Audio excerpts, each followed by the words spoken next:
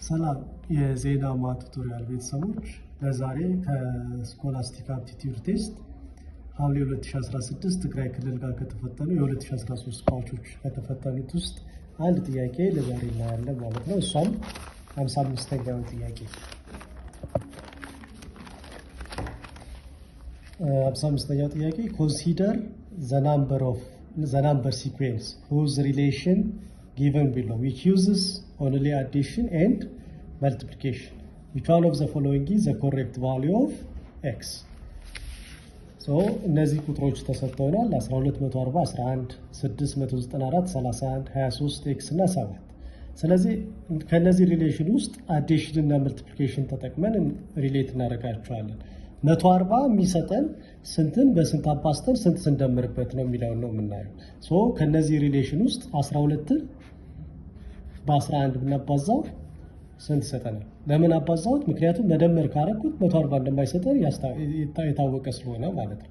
ስለዚህ 1 ሲባዛ በ2 2፣ 1 ሲባዛ በ1 1፣ አሁንም 1 ሲባዛ በ2 2፣ 1 ሲባዛ በ1 1። ስለዚህ 2 ትወርዳለች፣ 1 ሲደመር 2 3፣ 1 ትወርዳለች። ስለዚህ 132 ይሰጠናል ማለት ነው።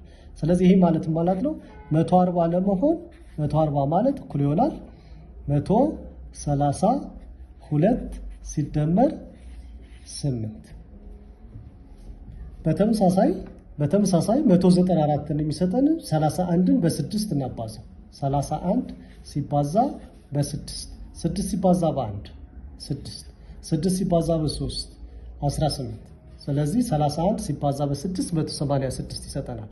ስለዚህ 194 ማለት እኩል ይሆናል 186 ሲደመር 8 ስለዚህ በተመሳሳይ የኤክስን ቫልዩ ለማግኘት ምክንያቱም ሁለቱም ሪሌሽናቸው 12ን በ11 አባዝተን 8 ደምረናል፣ እዚህኛው 31ን በ6 አባዝተን 8 ደምረን ያገኘነው። ስለዚህ ኤክስን ለማግኘትም 23ን በ7 አባዝተን 8 ስንደምርበት ማለት ነው።